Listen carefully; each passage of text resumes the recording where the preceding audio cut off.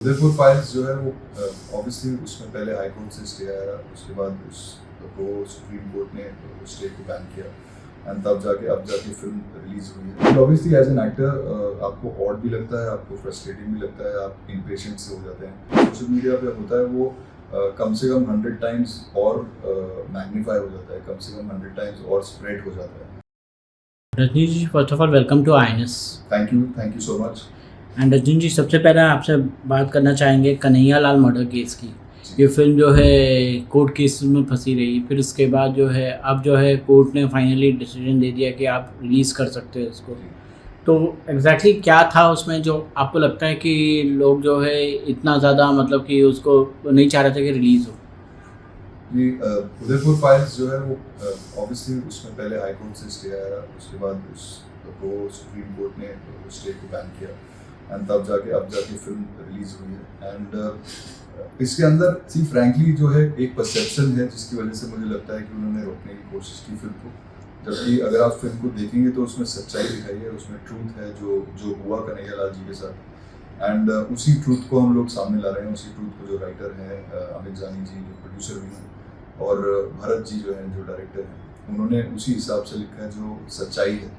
तो उस सच्चाई को उनको भी लगा, हम सबको लगा, जो भी एक्टर्स जुड़े उसके साथ, जो भी टेक्नीशियन जुड़े, सबको यही लगा कि इस सच्चाई को सामने लाना चाहिए। And I think that's the biggest reason why we all were looking forward कि उदयपुर फाइल्स अब रिलीज होनी चाहिए, पब्लिक के सामने जानी चाहिए और फिर उसके बाद वो पब्लिक के ऊपर है, उनकी आंखों के सामने है कि हाउ दे जज it and what they. Do you think as an actor भी फ्रस्ट्रेटिंग रहता है? वो कितना ज़्यादा फ्रस्ट्रेटिंग रहता है एज एन एक्टर के, मतलब आप इतने अच्छा काम करते हैं फिर उसके बाद आपको लगता है कि फिल्म रुक गई इस विवाद की वजह से? जी, ऑब्वियसली एज एन एक्टर आपको ऑड भी लगता है, आपको फ्रस्ट्रेटिंग भी लगता है, आप इम्पेशेंट से हो जाते हैं कि एक फिल्म जो आपने की है जिसमें मेहनत की है वो सामने आनी चाहिए लोगों की, स्पेशली एक ऐसा मुद्दा जो अभी भी कोर्ट में केस चल रहा है जिसके ऊपर और वो आज भी अनसॉल्व है। एंड हम सब यही चाहते हैं कि जो हमारी अथॉरिटीज़ हैं, हमारे जजेस हैं, हमारे जो कोर्ट्स हैं, इंडियन कोर्ट्स हैं जिनको we love and respect a lot, they should come forward and take a decision on this. So as an actor, yes, it does get frustrating. It does get there's a point when you are impatient, but then you have to keep your cool and you have to believe in the system कि एक दिन सामने आएगी and आप touch wood वो सामने आ रही है। सर, आपको लगता है, do you think social media इतना बढ़ गया है उसकी वजह से भी हर किसी के स्कैनर के उसमें जाते हैं लोग?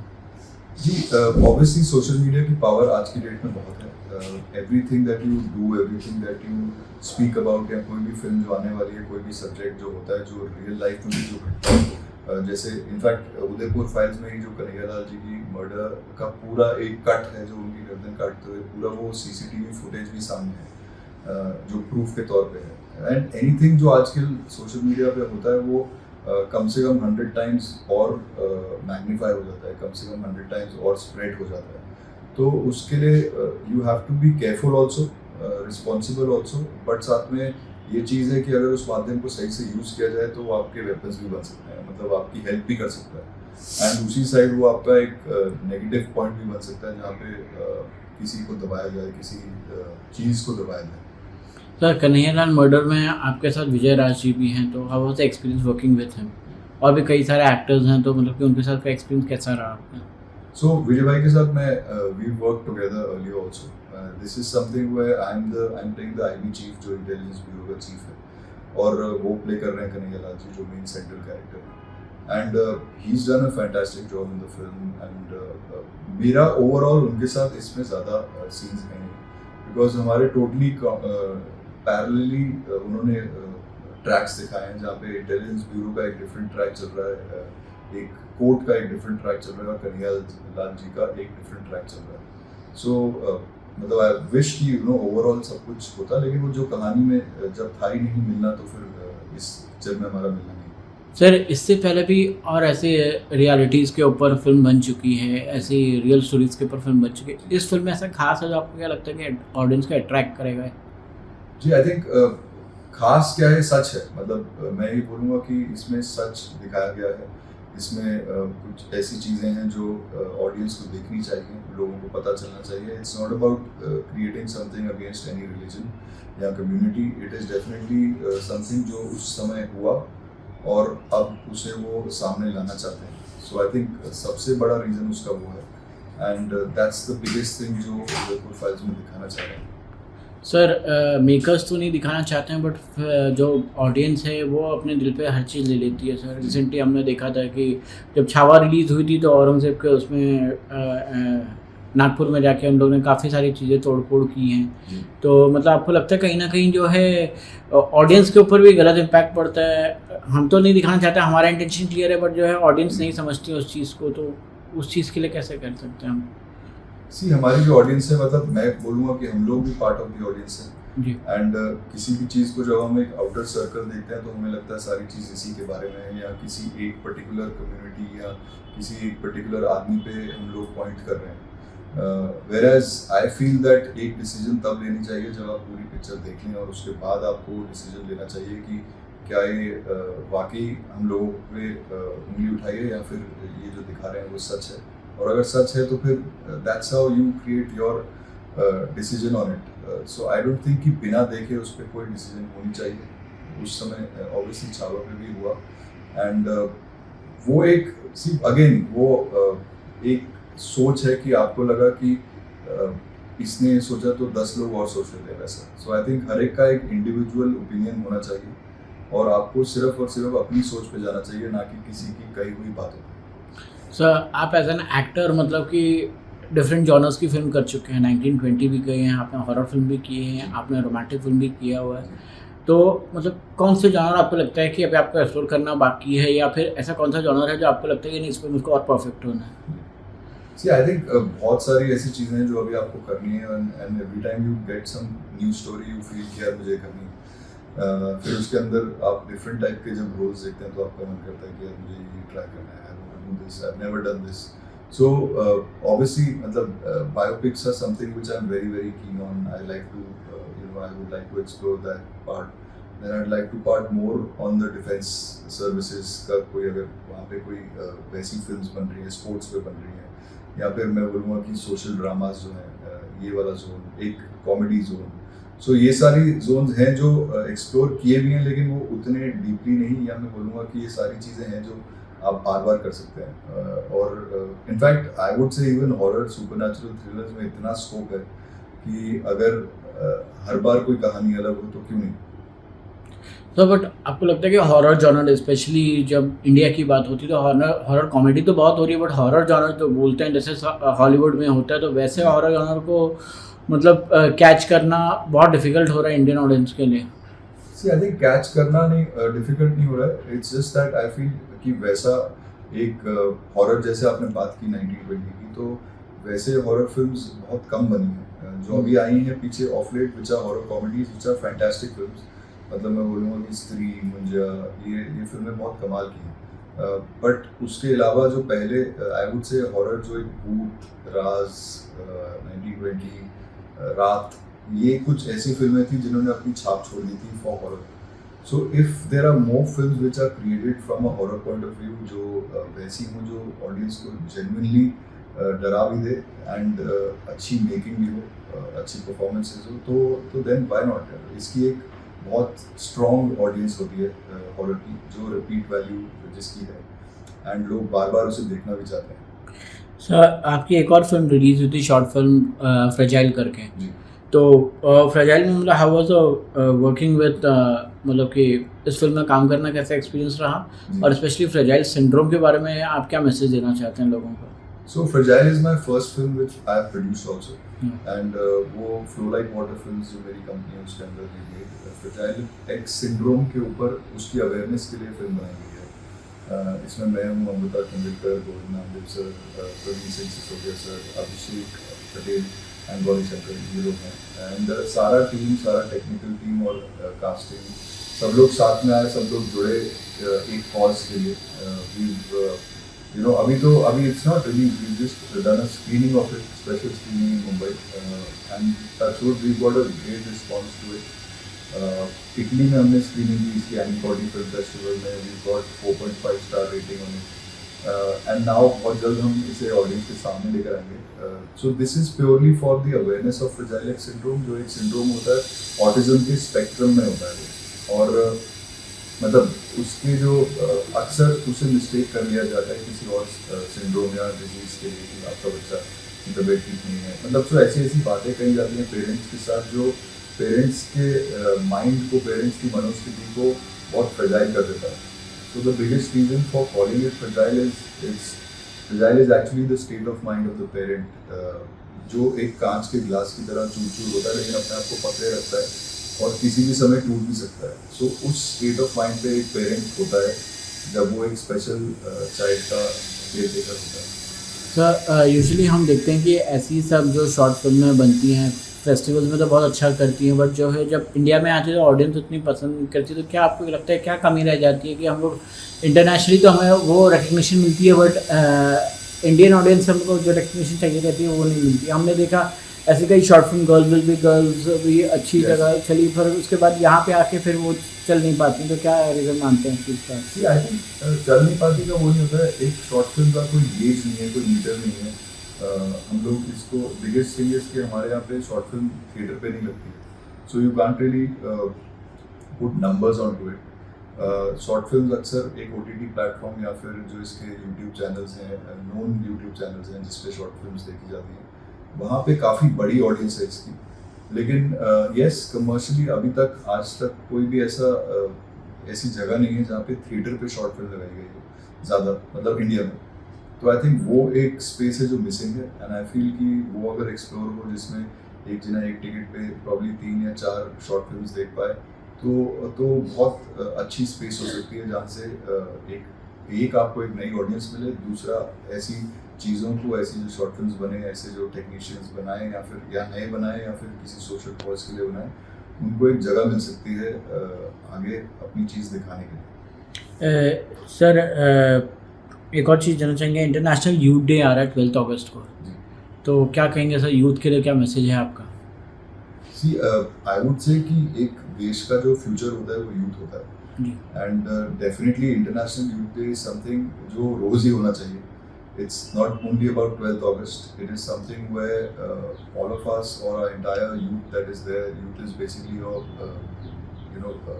people between 15 to 30, जितने भी लोग हैं जो आपका फ्यूचर है देश का, उनका माइंडसेट है. I think everyone should work in this direction कि मैं कैसे एक रिस्पॉन्सिबल सिटीजन बन पाऊँ एंड मैं कैसे अपने देश के लिए, कैसे अपने आप के लिए एक ग्रेट फ्यूचर क्रिएट कर पाऊँ. सर OTT कंटेंट पे एक चीज़ पूछनी थी आपसे कि मतलब जो उल्लू ऐप था और इस पे जो मतलब कि अश्लील चीज़ें दिखा रही थी तो उसको गवर्नमेंट ने बैन कर दिया. तो आपके हिसाब से ये कितना सही है या क्रिएटिव फ्रीडम आपको हिसाब से देना चाहिए था? जी आई थिंक एक अच्छा स्टेप है. मैं ये नहीं बोलूँगा कि उस स्टेप में कुछ खराबी है, because certain apps were going beyond and वो सिर्फ एक मसाला डालने के लिए डाल रहे थे. So I think purely to attract the audience आप उसके अंदर थोड़ा सा सेक्सुअल कंटेंट डाल रहे थे. थोड़ा नहीं, मैं तो कहूँगा कि काफ़ी जगह पे बहुत होता है. So it's a good step and may be उनको कोई चीज़ ऐसी दी जाए कि आप अपने आप को रिसेलेक्ट करें या फिर अपने आप को एक बार क्लीन करें and then you can restart. But yes this is a good space because ये काफ़ी टाइम से ड्यू था मुझे लगता है और ये होना ही था एक टाइम पे. And I am glad that India में हुआ है so that better content can be made and people जो मेकर्स, मैंने अक्सर बहुत सारे ऐसे मेकर्स से मैं मिला हूँ, बहुत सारे नए टेक्नीशियन या डायरेक्टर्स या राइटर्स होते हैं जो चीज़ बनाना चाहते हैं लेकिन जब किसी OTT के पास जाते हैं तो कई बार वो उनको बोलते हैं कि यार इसमें थोड़े ये वाले सीन डाल दो.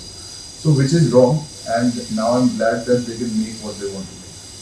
सो जहाँ पे ये एक ऐप बंद किए हैं कई ऐप्स, तो वहाँ पे जो है नेटफ्लिक्स और अमेज़ॉन वाले स्ट्रीमिंग सीन्स अभी भी दिखाते हैं कई फिल्मों में जो कि स्टोरी से रिलेटेड रहता है या क्या रहता है, बट स्ट्रीमिंग सीन वहाँ पे भी आपको लगता है उनको भी थोड़ा कुछ कंट्रोल करना चाहिए या ओवरऑल OTT में आपको लगता है सेंसरशिप आनी चाहिए? सी ओवरऑल आई फील कि एक लेवल की censorship is a must, but I think the biggest censorship is obviously जो सेल्फ सेंसरशिप होगी, जो क्योंकि आप भले ही आप घर पे चाइल्ड कंट्रोल या कुछ भी लगा लो, पेरेंटल कंट्रोल लगा लो, आजकल बच्चे भी इतने स्मार्ट होते हैं कि they know how to open it, they know, उनके पास 10 और मीडियम्स हैं जहाँ पे वो जाकर देख सकते हैं.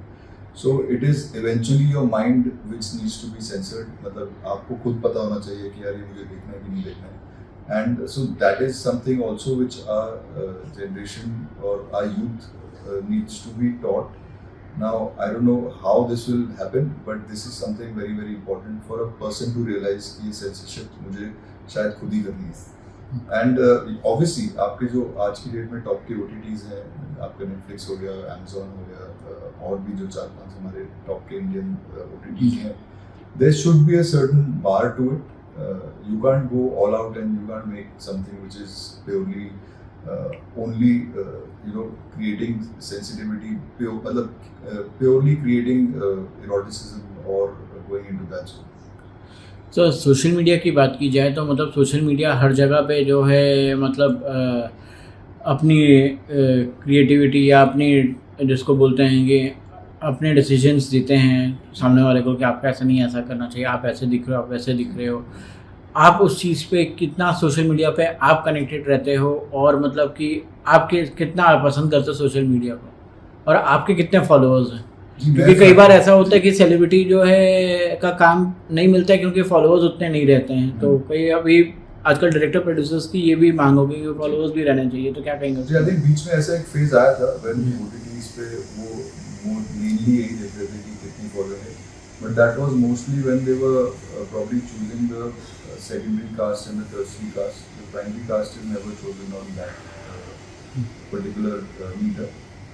But yes, social media एक बहुत important factor बन चुका है। मैं personally इतना मतलब मुझसे वो नहीं होता जो मैं नहीं हूँ, so मैं वो डाल पाता हूँ जो मैं हूँ and मैं कम ही डालता हूँ and मतलब so I'm not like ace in that game अभी तक but मुझे लगता है कि वो एक पार्ट है जो so I have about I think about 800-900K which is less than 1 million followers and I'm fine with it, but I think कि that's those people are loyal and they are genuine, so I feel कि इनके लिए मुझे कुछ ना कुछ कभी ना कभी वो डालते जाना चाहिए जो मैं genuinely feel कर रहा हूँ या मैं genuinely जा रहा हूँ या फिर जो चीज़ होने वाली है या हो रही है। सर लास्टली आपसे जानना चाहेंगे कि शोले फिल्म जो है 50 इयर्स कंप्लीट हो रहे हैं और इंडिपेंडेंस डे के दिन ही रिलीज़ हो रही है, तो क्या कहेंगे उसके बारे में आप? और कुछ यादें आपकी शोले फिल्म देखने की या फिर जो है क्या मैसेज देना चाहेंगे अपने फैंस को? शोले इज व्हाट डेट मतलब अदरवाइज व्हेन वाज अगस्त में ही रिलीज हुई थी, 1975 में कुछ release. So wow, so I didn't know this क्योंकि शोले एक ऐसी चीज़ थी जो हमारे टाइम मतलब जब हम बच्चे थे तो मैं इतना सा होगा आई थिंक प्रॉब्ली 4-5-6 साल का, तब हमारे घर पे वो वीडियो कैसेट होती थी and this is the time when I think एक बार मुझे लगता है कि लेट 80s के आसपास हमारे VHS जो वीडियो होते थे उसके अंदर हमारी जॉइंट फैमिली में 2 ही टेप्स थी हमारे घर में जो होती थी, एक सत्ते में सत्ता, एक शोले एंड शोले को मैंने रिपीट पे शायद काफ़ी बार देखा है एंड इवन दो मतलब एज एन एक्टर कभी नहीं देखा बिकॉज वो पहले आपका कभी सपना भी नहीं था कि आप एक एक्टर होंगे, but it was just so enamouring क्योंकि आप वो एक आप जय और वीरू को देख कर आए हो, प्लस आप में मतलब ठाकुर हैं, प्लस आप में गब्बर हैं एंड मतलब वो इट वाज यार वेरी मतलब आपके बचपन की मेन 2 कैसेट्स में से एक सत्ते में सत्ता और एक शोले है। So obviously my best wishes to Ramesh Sippy sir and the entire team and Bachchan साहब and कौन सा कैरेक्टर आपका फेवरेट था सर?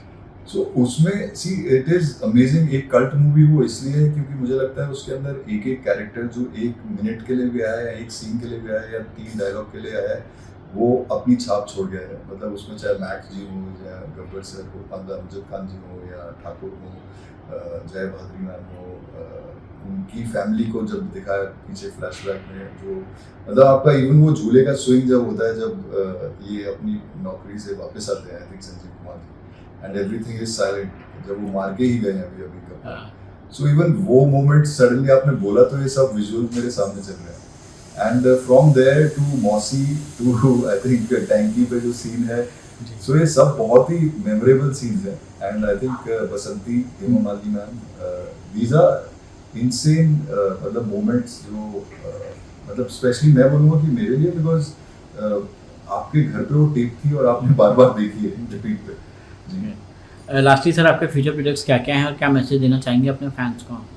सो मेरे फ्यूचर प्रोजेक्ट्स में मतलब अभी एक प्रोजेक्ट है जो वानी जी के लिए है जो रोहन सिप्पी सर ने डायरेक्ट किया है and that is called Hasan, Nawaz भाई ने उसके अंदर then the entire team. That's for an OTT channel. Then there's a film with Umesh Shukla sir, which I'm working on. That is Divya, Neel, me, Yashpal Sharma sir, Sky Karan, Sushant Singh. So this is again a dark comedy, dark humor space, which is a survival story. Then there's a film which is still untitled, but it's a romantic thriller. So वो एक zone है जो year and तक आ जाएगा. And फिर एक inspector Avinash 2 है जो जिसकी रिलीज की हम वेट कर रहे हैं. सर लास्टली क्या मैसेज देना चाहेंगे अपने फैंस को? जी मैं अपने सभी फैंस को, सभी दर्शकों को IANS के ये बोलना चाहूँगा कि thank you so much for all your love always.